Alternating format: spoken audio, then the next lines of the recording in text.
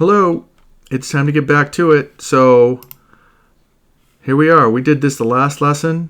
I'm going to grab the baseline shift. I'm going to hit Command C and Command F. And so I've got a copy of it. And with the black arrow selected, I can grab the type and I can drag it around and underneath. Grab the sentence ending and pull that around. And okay, it's positioned nicely, but that's not what I'm looking for. I don't want it to be upside down. So I'm going to go in here and find my type tool. And let's go and get the black arrow. And so where's the beginning of the sentence? This is the beginning of the sentence here. This is the ending of the sentence. And the reason that this is centered in the middle of it is because if you look up here, I've got center justified aligned or set up. If I did this, it flies over to the right. This might be the easier way to go. So I'm going to go here. Now, in order to eyeball this, I'm looking at the negative space between this and the bounding box and this and the bounding box. And again, you know, there's no absolutes. You got to learn to trust your eye. And if I drag the guideline down, you can see I was just a little bit off, and I suspected as much, and that's why I brought the guideline down. Okay? So, view, guidelines, edit my views, now guides. I'm going to hide my guides. I'm going to clear my guides. Selecting on this. This is the line, the cursor between, and this is what you use if you can grab it. This is the line that you use, there it is, to flip it. Okay? And I'm going to go in here and change this up to the beautiful. And I'm going to move the beginning of the sentence over this way. And this doesn't matter that much because what's going to happen is I'm going to go and grab my type palette here.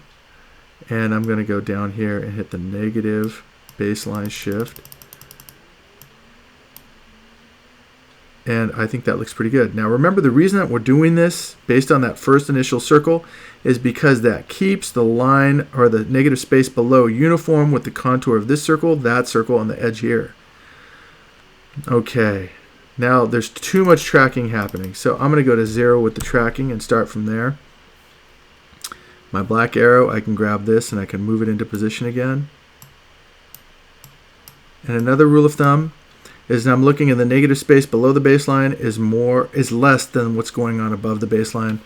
And that's a common thing that I see a lot of. And with matting, you always have more negative space below the image than above the image because it's just something that helps to compensate for foreshortening if you know anything about matting. And so I'm making the spacing between a little bit, but I'm going to go and make the negative number less. And I'm trying to eyeball this and see that's obviously might be a little bit too heavy-handed here. But the goal is to have more negative space below the baseline than above.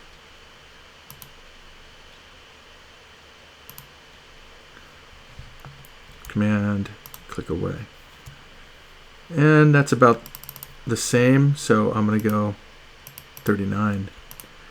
And I like that a lot better. So I'm going to click on the whole word, and then I'm going to knock the tracking down. Grab T and really exaggerate it here. Grabbing the H, exaggerating that negative a little bit more. Black arrow, rotating this into position. And look at the bounding box where the serif of the T and the serif of the L almost touch. And I think that looks pretty good. If anything, optically, I think it needs to come over to the left a little bit. So again, trust your eyes.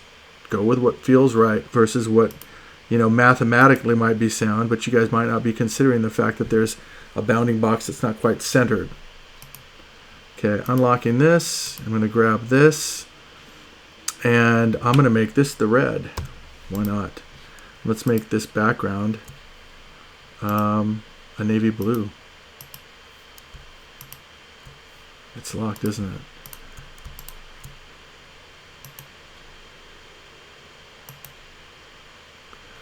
Okay. What I can do is I can go and just get a circle like this. Letter V. grab this, can get rid of this, and this blue was on the same layer, so it's behind the ribbon, and that's what it looks like when it's finished. Or I can change it and make it black so it's more of a striking image. We can also go onto the red here, and I can do an offset path of this. Path, offset path. And let's say go with a 3-point, 5-point, hit OK, and make this black. And that's kind of nice. Okay, so that's Type on a Path for you guys. Above and below.